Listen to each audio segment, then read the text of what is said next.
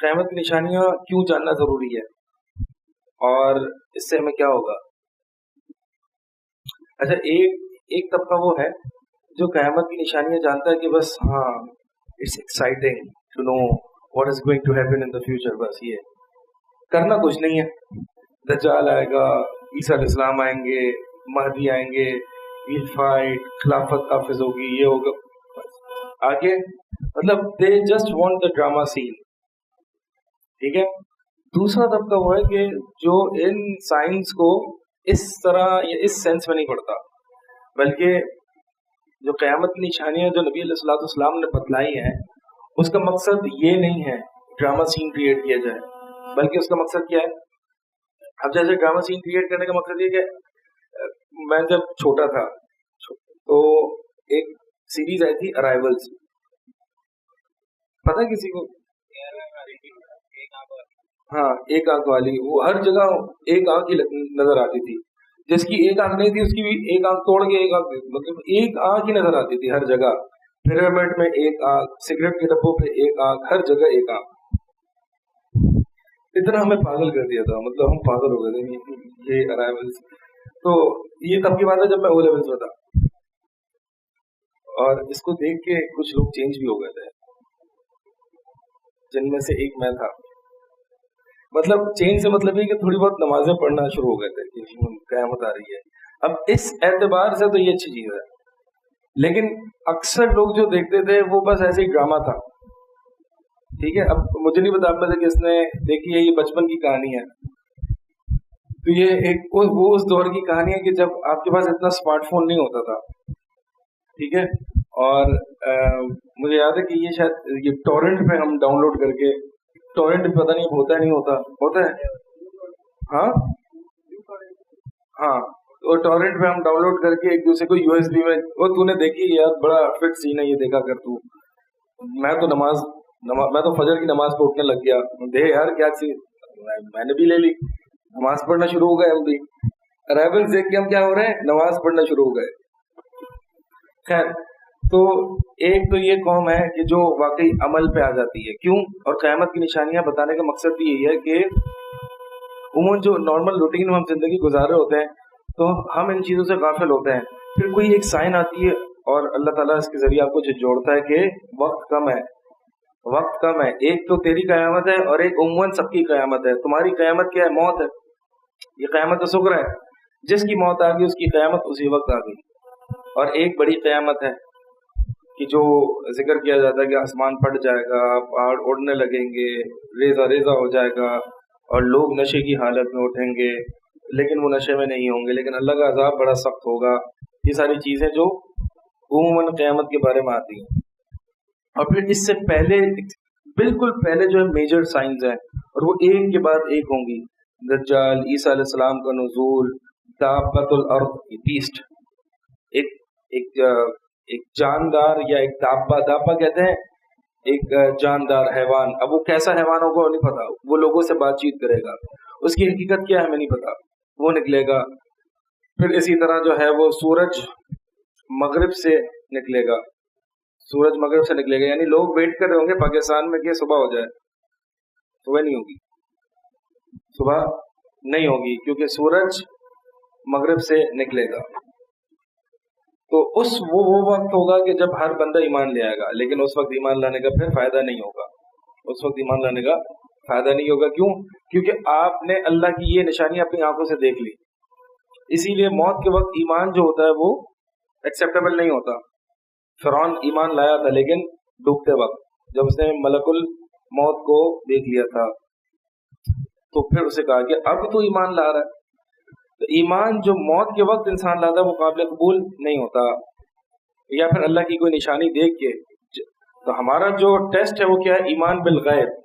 ایمان بالغیب کیا ہے؟ بن دیکھا ایمان، اللہ کو دیکھے بغیر جو ہم ایمان لائے ہیں، اور جنت جہنم دیکھے بغیر، اسی طرح ملائکہ کو دیکھے بغیر ہم جو ایمان لائے، یہ ایمان بالغیب ہے. الذین یؤمنون بالغیب.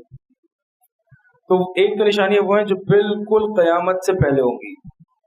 اس سے پہلے جو ہوں گی وہ مائنر سائنز ہوں گی، چھوٹی نشانیاں. اب چھوٹی نشانیاں کئی ایسی ہیں جو کہ ظاہر ہو چکی، کچھ ایسی ہیں جو کہ ہو رہی ہیں آہستہ آہستہ، اور کچھ ایسی جو کہ ہونی ہے. مثال کے طور پر کچھ ایسی ہے جو کہ ظاہر ہو چکی. ان میں سے ایک ایگزامپل جو ہے نبی علیہ الصلوۃ والسلام کی بعثت ہے. نبی علیہ الصلوۃ والسلام کا رسول بن کر آنا ہے. آپ صلی اللہ علیہ وسلم فرمائے کہ مجھے اور قیامت کو یوں بھیجا گیا. یوں کیا معنی ہے اس کا؟ کوئی بتائے گا؟ کتنا قریب؟ یہ اور یہ یا یہ اور یہ؟ دونوں معنی کیے گئے. دونوں معنی اسکالرز نے کیے ہیں. یعنی میں یہ ہوں تو قیامت یہ ہے، بیچ میں کوئی چیز نہیں ہے، اتنا قریب. بس میں ہوں، میری وفات کے بعد سمجھو قیامت ہے. یا پھر میں یہ ہوں اور یہ قیامت ہے. صحیح ہے؟ تو نبی کچھ ایسی نشانیاں جو کہ ظاہر ہو چکی، کچھ ایسی نشانیاں ہیں جو کہ ظاہر ہو رہی ہیں، دن بدن سٹارٹ ہو چکی، دن بدن بڑھتی جا رہی ہے. کوئی مثال دے گا اس کی؟ سعودی عرب نہیں، عموماً جو چرواہے ہیں وہ بڑی بڑی عمارتوں میں بنانے میں کمپیٹ کریں گے، سعودی عرب نہیں. ہاں، اور یہ تو ہو چکی ہے. اس میں آپ کا سعودی عرب بھی آ سکتا ہے، اس میں آپ کا کویت، امارات سب آ سکتے ہیں. ٹھیک ہے، فحاشی عام ہو جائے گی. جی، اور والدین کی نافرمانی یہ ہے یا نہیں ہے یہ مجھے نہیں پتا، یہ میرے خیال میں نہیں. انت لذل امد ربتہا، اس کا ایک معنی یہ کیا گیا ہے کہ سلیو جو ہے وہ ماسٹر کو برتھ دے گا. اس کا ایک معنی یہ ہے کہ بیٹا ایسا ہوگا جیسے کہ اپنے والدین کو سلیو ٹریٹ کرے گا، ماسٹر اپنے سلیو کو برتھ دے گا. ٹھیک ہے. ہاں، اس کا دوسرا معنی یہ بھی اہل علم نے لیا ہے کہ اس وقت جنگ جہاد اتنا پھیل جائے گا، اتنی قتال ہوگا کہ جب قتال ہوتا ہے تو اس میں سلیوری بھی ہوتی ہے، لوگ جو ہیں وہ غلام وغیرہ لیں گے. تو اتنی سلیوری اور اتنا buying and selling of slaves ہوگا کہ پتہ ہی نہیں ہوگا کہ ایسا ہوگا کہ بیٹا اپنی ماں کو خرید رہا ہوگا. یہ بھی معنی کیا گیا. یعنی ہے نا، حدیث میں آتا ہے کہ قرب قیامت جو ہے وہ حرج بڑھ جائے گا. نبی علیہ الصلوۃ والسلام نے فرمایا، صحابہ نے مجھے حرج کیا ہے، کہا کہ قتل بہت زیادہ عام ہو جائے گا. اچھا، یہ جو قتال ہے یہ مسلمانوں کے مابین ہے. ایک قتال تو وہ ہے جو کہ نان مسلم سے ہوگا آپ کا، اس کے بارے میں بھی دیگر احادیث آتی ہیں. اور آخری جو قتال ہوگا وہ دجال سے ہوگا، اس سے پہلے یہود سے ہوگا، نصارہ سے ہوگا. اس سے پہلے جو قتال جو ہوگا وہ آپس میں ہوگا، اور آپس میں ہوا ہے. پوری تاریخ میں جو ہے وہ مسلمانوں نے ایک دوسرے کی گردنیں اڑائی ہیں، تو آپس میں بھی قتال ہوا ہے. یہ جو فتنے والا جو قتال ہے نا، اس سے مراد مسلمانوں اور غیر مسلموں کا قتال نہیں ہے، بلکہ مسلمانوں کا آپس میں قتال ہے. کیونکہ جو مسلمانوں کا غیر مسلموں سے قتال ہے اس کو جہاد کہا جاتا ہے، اس کو فتنہ نہیں کہا جاتا. جو حدیث میں آتا ہے وہ فتنے کے الفاظ ہیں. ٹھیک ہے. تو یہ بھی بڑھ جائے گا، حتیٰ کہ قاتل کو نہیں پتا ہوگا، مقتول کو نہیں پتا ہوگا، یعنی جیسے قتل کیا جا رہا ہے کہ مجھے کیوں قتل کیا گیا. ان میں سے ایک نشانی یہ بھی ہے کہ جہالت بڑھ جائے گی اور علم اٹھ جائے گا. اچھا، ایک حدیث میں یہ ہے کہ قلم، کتابت، قلم یہ پھیل جائے گا اور علم اٹھ جائے گا. اب یہ اس کو کیسے ریکنسائل کیا جائے کہ قلم یعنی لکھت پڑھت، لٹریسی بڑھ جائے گی لیکن علم اٹھ جائے گا، جہالت پھیل جائے گی. How do you reconcile between these two?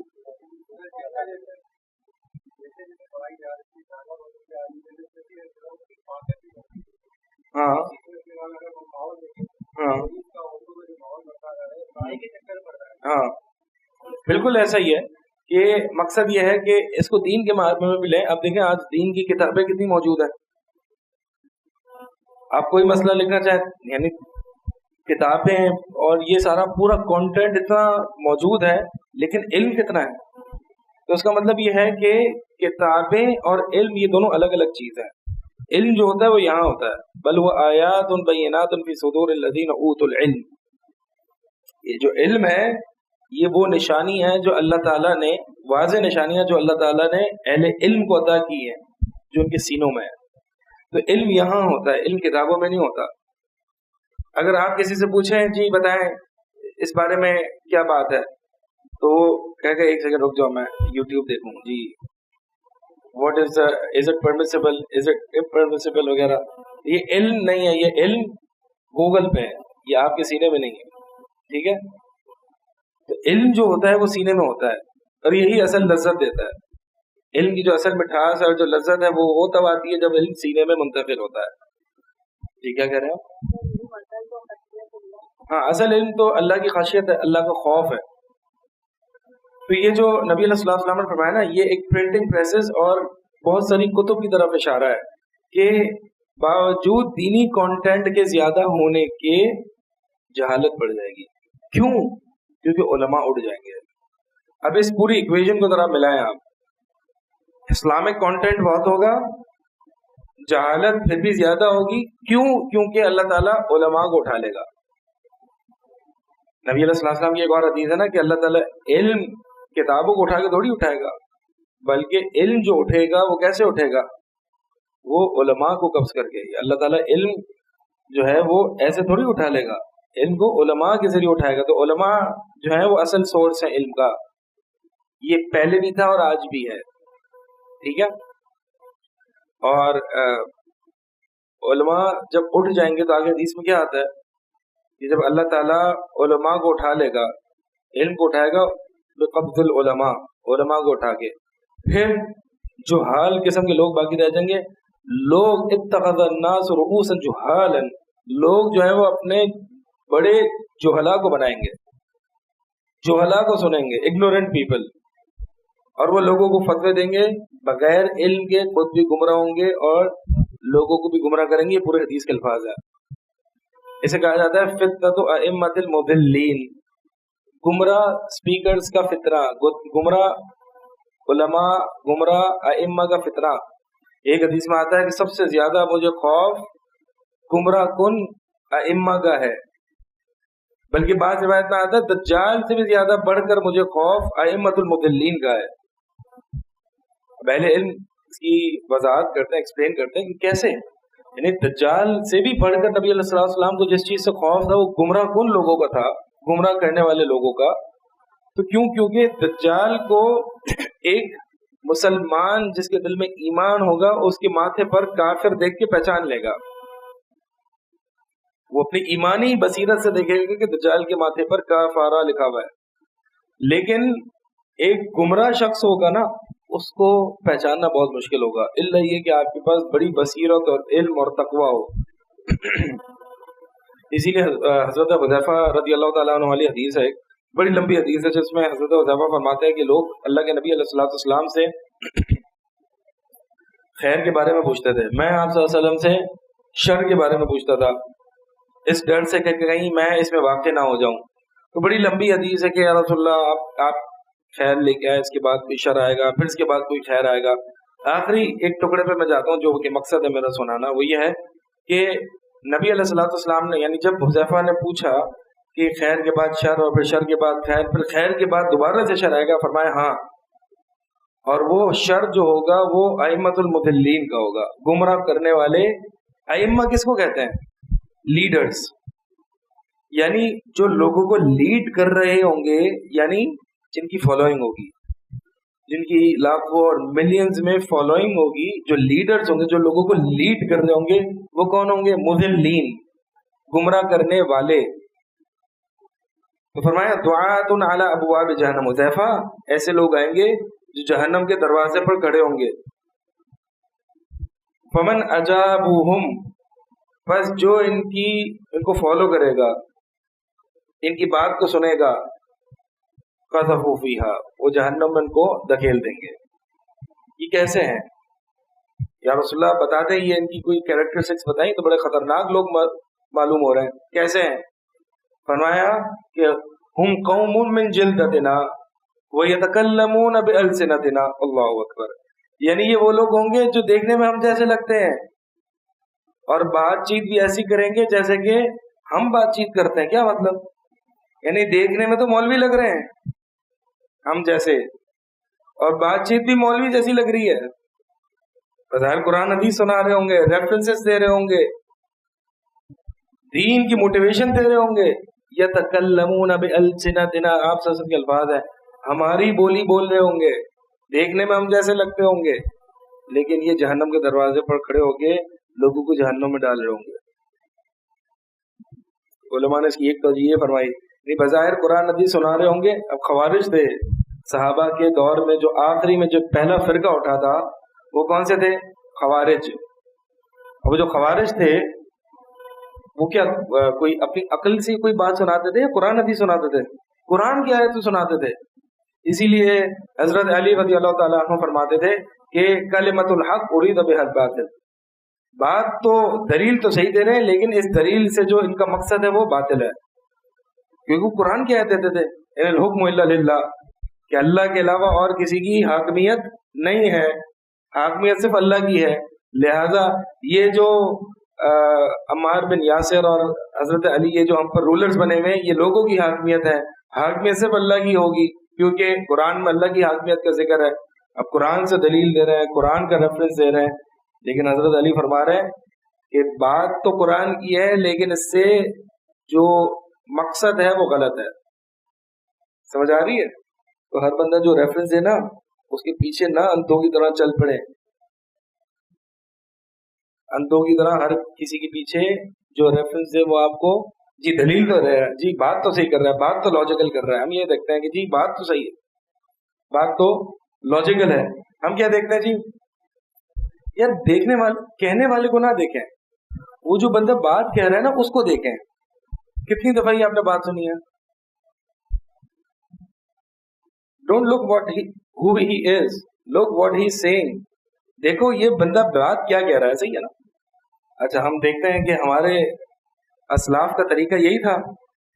صحیح مسلم کے مقدمے میں امام ابن سیرین بڑے تابعی ہیں, وہ فرماتے ہیں کہ لوگ حدیثیں سناتے تھے اور ہم پوچھا نہیں کرتے تھے کہ یہ حدیث تم نے کیسے سنی, کیونکہ صحابہ تھے, صحابہ سے ہم تھوڑی پوچھتے تھے, صحابہ تو سارے کے سارے خیر اور اچھے لوگ تھے, تو ہم یہ تھوڑی پوچھتے تھے کہ آپ نے کیسے سنی. ظاہر سی بات ہے یا تو کسی اور صحابی سے سنی ہوگی یا نبی علیہ السلام سے حدیث سنی ہوگی. فلما وقعت الفتنہ, جب فتنہ واقع ہوا یعنی جب حضرت عثمان کی شہادت ہوئی اور خوارج ظاہر ہوئے تو اپنی اپنی مرضی کی لوگ حدیثیں بیان کرنا شروع ہو گئے. تو ہم نے کیا کیا, جب فلما وقعت الفتنہ, جب فتنہ واقع ہوا, جب امت مسلمہ میں یہ انتشار اور یہ اختلاف پیدا ہوا, تو فَيُنظَرُ إِلَىٰ أَهْلِ السُّنَّةِ فَيُؤْخَذُ حَدِيثُهُمْ وَيُنظَرُ إِلَىٰ أَهْلِ الْبِدْعَةِ فَلَا يُؤْخَذُ حَدِيثُهُمْ. تو پھر دیکھا جاتا ہے کہ اہل سنت کون ہے اور ان کی حدیث کو لیا جاتا تھا, اور دیکھا جاتا ہے اہل بدعت کون ہے, ان کی حدیث کو نہیں لیا جاتا تھا. ان هذا العلم دین فانظروا امن تاخذون دینکم, یہ علم دین ہے, دیکھو یہ اپنا دین کس سے لے رہے ہو.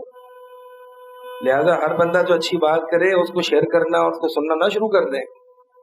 تو ہمارا جو طریقہ ہے وہ کیا ہے کہ ہم پہلے ہی یہ دیکھتے ہیں کہ کہنے والا کون ہے, بعد میں دیکھتے ہیں کہ بات کیا کہہ رہا ہے.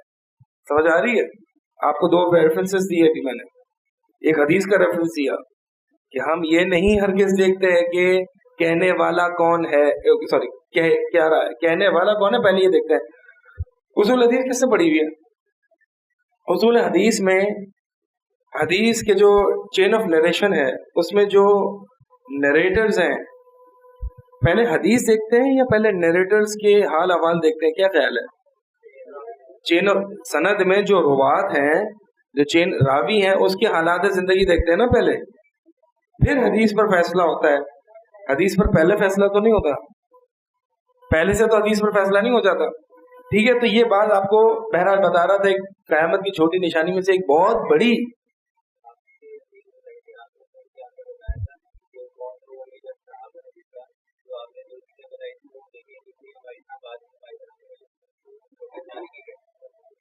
ان کو پہچانیں گے کیسے؟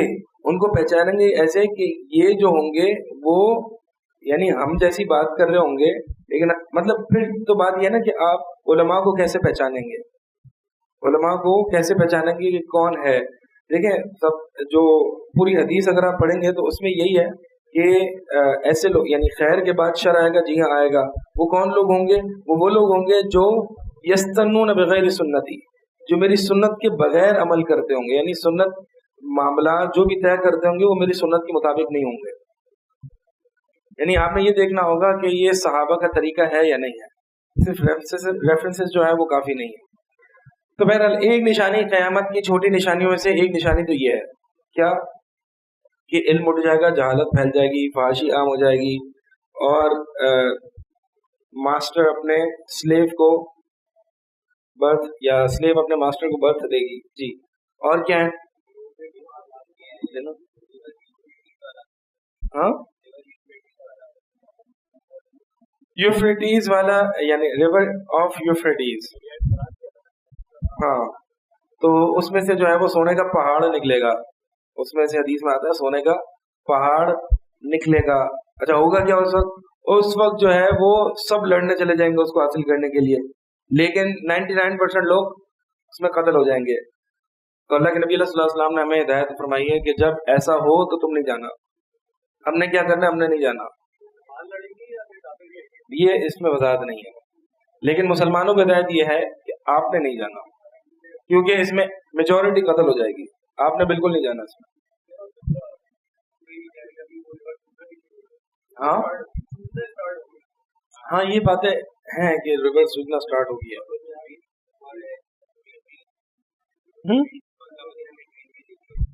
ہاں مکہ مدینہ میں نہیں ہے، وہاں پہ صحراؤں میں جو ہے وہ یہ نہریں اور گرینری آ جائے گی. ایسے ہی ہے، ہم آہستہ آہستہ دیکھ رہے ہیں کہ نشانیاں جو ہیں وہ پوری ہو رہی ہیں، اور علم اٹھ جائے گا. اس میں سب سے پہلا جو علم اٹھے گا وہ کون سا ہوگا؟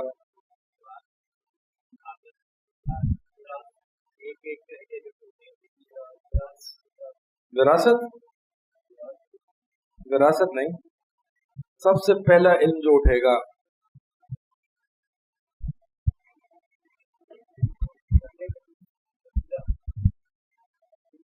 مطلب یہ باتیں کہہ سکتے ہیں جو صحابی کے الفاظ ہے نا، وہ خشیت ہے. سب سے پہلا علم جو اٹھے گا وہ خشوع ہے. یہاں تک کہ تم دیکھو گے کہ مسجد بھری بھری ہے لیکن ایک بھی خشوع سے نماز پڑھنے والا نہیں ہے. اس کا مطلب خشوع علم ہے، سب سے بہترین اور اہم علم ہے. یعنی علم اگر آپ کو نماز میں خشوع نہیں سکھاتا تو پھر کیا ہے؟ سب سے پہلے علم یہ اٹھے گا اور یہ اٹھ چکا ہے. خشوع سے نماز پڑھنے والے یقیناً بالکل کم ہو چکے ہیں. اور چاند کے دو ٹکڑے ہونا یہ ہو چکا ہے. ہو گیا ہو گیا. ہاں سود عام ہو جائے گا، ہو چکا ہے. ہاں بیت المقدس فتح ہوگا. جی ہاں. خلافت اعلی منہاج النبوہ آئے گی. جی ہاں. اب خلافت اعلی منہاج النبوہ مہدی کے دور میں یا مہدی کے دور سے پہلے ہے، اللہ اعلم. جی ہاں سوال کرنے اگر آتا ہوگا تو دے دوں گا جواب.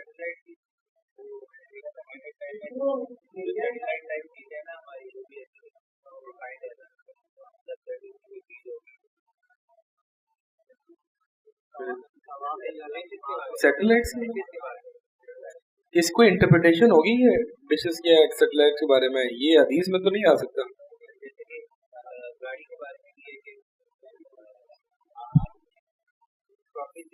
یہ ہے کہ نماز پڑھنے جو ہے وہ آرام دہ کاؤچز میں، ایک چھوٹے سے کمروں میں آرام دہ کاؤچز میں لوگ نماز پڑھنے جائیں گے. یہ ہے تو لوگوں نے اس کو گاڑی سے انٹرپریٹ کیا ہے. بہرحال بعض اہل علم نے اس کا انکار کیا کہ یہ انٹرپریٹیشن صحیح نہیں ہے، کیونکہ وہاں پر جو ہے وہ سرج یا کاؤچز کے الفاظ ہیں، یہ تو گاڑی ہے. اور وہ ایک اللہ عالم اس کو اسی طرح یعنی لوگوں کی ران جو ہے وہ خبر دے گی، یہ تھائز وہ خبر دیں گی گھر والوں کے بارے میں. اب لوگوں نے اس کو موبائل سے انٹرپریٹ کیا، غلط انٹرپریٹیشن ہے. نبی علیہ الصلوۃ والسلام نے بتلایا ہے کہ ران تھائز آپ کو خبر دیں گی، بس تھائز دیں گی حقیقی معنی میں. اس کو یہ لے لینا کہ نہیں اس کے اندر موبائل چونکہ یہاں رکھتے ہیں، میں تو یہاں رکھتا ہوں، میرے تو یہاں پہ نہیں ہے، کچھ لوگ یہاں رکھتے ہیں. یہ عجیب سی انٹرپریٹیشن ہے. یہ ہے کہ لوگوں کی ران اس کی اور اس کی شوز لیسز جو ہیں وہ اس کو گھر کے بارے میں جو پیچھے گھر پہ ہو رہا ہے اس کو خبر دیں گے. یہ حدیث ہے، صحیح حدیث ہے، لیکن یہ حقیقی طور پر ہوگا. اب وہ کیسے ہوگا اللہ عالم. ہاں معنی کی تفویض نہیں کرتے، معنی تو مانتے ہیں، کیفیت کی تفویض کرتے ہیں کہ کیسے ہوگا.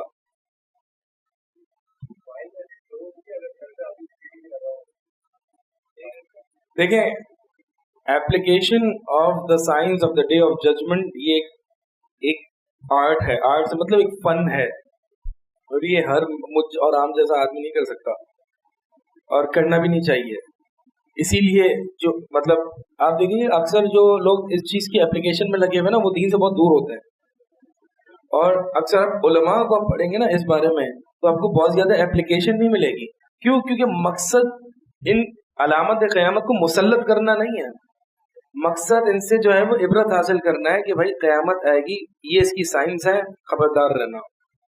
بس بار بار انسان کو جھنجھوڑنے کے لیے. اب مثال کے طور پر یہ جو بجلی ہے، لائٹننگ ہوتی ہے، بادل گرجتے ہیں، یہ اسی طرح سورج گرہن ہوتا ہے، یہ کیا ہے؟ یہ اللہ تعالیٰ کی نشانی ہے جس کے ذریعے اللہ تعالیٰ ڈراتا ہے لوگوں کو، اپنے بندوں کو ڈراتا ہے تاکہ آ جاؤ، لوٹ کے آ جاؤ. دیکھو یہ جس طرح سے چاند یا سورج بے نور ہوا ہے، کل کو قیامت کا دن ہوگا، یہ سارے بے نور ہو جائیں گے. یہ دنیا کی جو رنگینی جتنی تم دیکھ رہے ہو، یہ ہری بھری دنیا، یہ اپنا نور کھو دے گی. جس کے پیچھے تم صبح شام لگتے ہو، یہ سب ختم ہو جائے گا. دنیا کی زینت یہ صرف زینت المال، یہ مال اور اولاد کی جو زینت ہے یہ ظاہری زینت ہے، اصل حقیقت نہیں ہے. اس کے پیچھے نہ جاؤ، اصل مقصد یہ ہے قیامت کی نشانی ہوگا.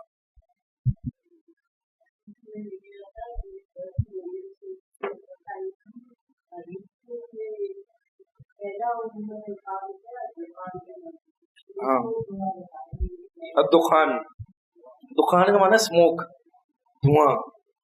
اب بعض علماء نے اس کو جو ہے وہ نبی علیہ السلام کے دور میں ہی بتلا دیا کہ یہ آیت اس وقت ظاہر ہو چکی تھی کہ جب کفار مکہ کے دور میں قحط سالی آئی تھی. اتنی قحط سالی تھی کہ وہ اوپر دیکھتے تو ان کو دھواں دھواں نظر آتا تھا.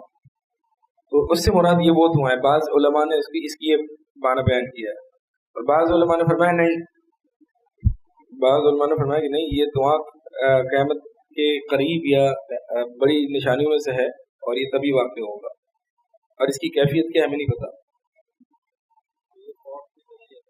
ہماری عوام کیسی، ہماری عوام ایسی، کچھ بھی چیز ہوتی ہے نا فوراً سے اپلیکیشن. سفیان ثوری رحم اللہ کا غالباً قول ہے کہ مہدی تمہارے دروازے پر بھی آ جائے نا، بیعت نہیں کرنا.